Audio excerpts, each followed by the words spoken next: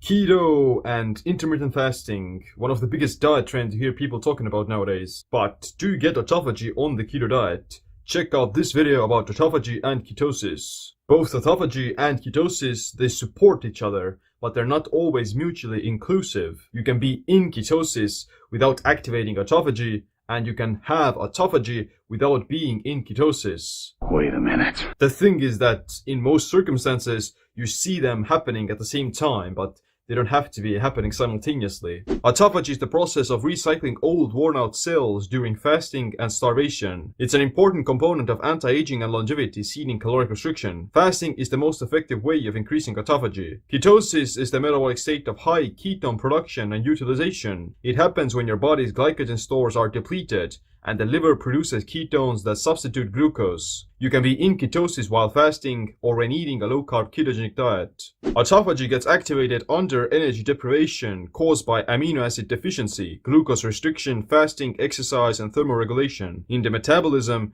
you need low insulin, low mTOR, and high AMPK. Ketosis is achieved under glucose restriction.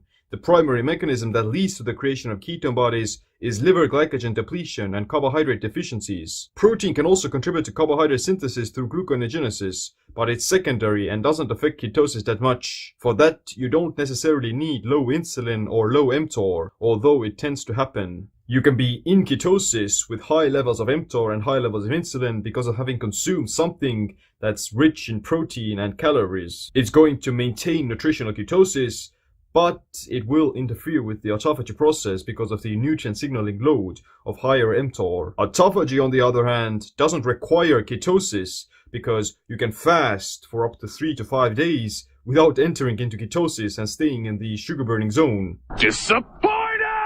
However, usually when you're in ketosis, then you already meet the prerequisites for autophagy, such as low insulin, lower blood glucose, and suppressed mTOR. You just have to know how long have you been fasting for. It's said that in order to get into autophagy and ketosis, you need to fast for about 48 to 72 hours. However, how long it's gonna take for you to get into autophagy depends on the balance between your AMPK and mTOR status. There are no viable ways of measuring autophagy in humans, but it can be guesstimated by looking at your glucose-ketone index and insulin-to-glucagon ratio. A lower insulin-to-glucagon ratio suggests more catabolism, ketogenesis, gluconeogenesis, fat oxidation, and nutrient deprivation.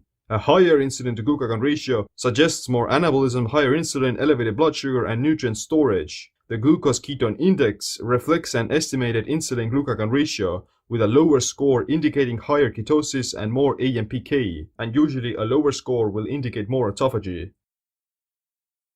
The most natural, the most easiest, and the most effective way of inducing autophagy as well as ketosis is to fast for an extended period of time. This is going to deplete your body's energy stores and ramps up ketone production. Autophagy is essential for synthesis of ketone bodies.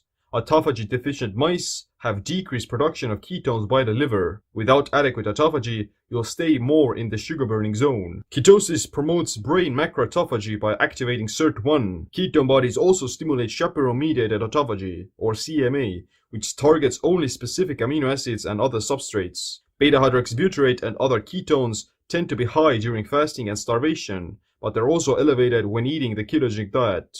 Being in ketosis while eating the ketogenic diet can support some form of chaperone-mediated autophagy even while you're eating, because it's low insulin, it's suppressed mTOR, and low glucose. You would just have to restrict your carbs and protein a lot more. A ketogenic diet can decrease neuronal injury via autophagy and mitochondrial pathways in seizures. It mimics many aspects of the fasted physiology like lower insulin and mTOR. Certain fats like MCT oil or coconut oil boost the production of ketone bodies, which promotes chaperone-mediated autophagy and ketosis. However, there's a thing that too many calories from whatever source, whether that be protein, carbs, or fat, will still spike insulin a little bit and mTOR as well, so it's gonna stop the fast. Disappointed! With a low-carb, moderate protein, high-fat ketogenic diet, you will probably experience mild aspects of autophagy in between your meals because your glucose is low, your insulin is also low, and mTOR is suppressed. If, however, you're doing some form of a higher protein ketogenic diet, then it's gonna probably take a longer time for you to gain the benefits of autophagy, but at the same time,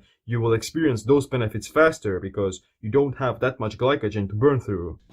I think that's one of the best reasons for doing some form of a lower carb diet, because you will experience mild autophagy more frequently and you can go into it much faster. You maintain a higher level of metabolic flexibility and basal autophagy all the time. If you were to compare the benefits of keto versus intermittent fasting, then fasting would always win because autophagy is much more important for your longevity than ketosis. And all of the benefits of a keto diet are greatly magnified by extended fasting and not eating anything for days. With that being said, on a regular basis, I myself still think a keto diet that mimics the physiology of fasting a lot is somewhat of a good strategy for maintaining this semi-fasted state most of the time. Possibly. The second best thing about it is that if you become keto adapted, then fasting becomes so much easier and you will spontaneously fast for longer and more frequently because you're not that hungry. You don't really need to eat any more than once a day. And if you do one meal a day with a keto diet, then that's probably the maximum amount of autophagy you can achieve during the 24-hour period. Any more than 2 meals a day is probably not going to give you a significant amount of autophagy because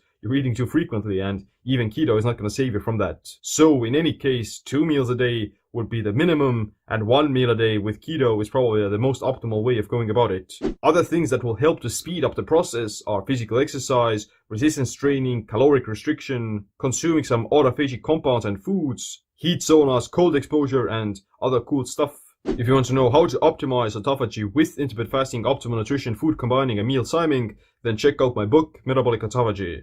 But other than that, thanks for watching this video. Make sure to click the like, subscribe, notification bell as well. My name is Seem. Stay autophagic, stay empowered. Disappointed!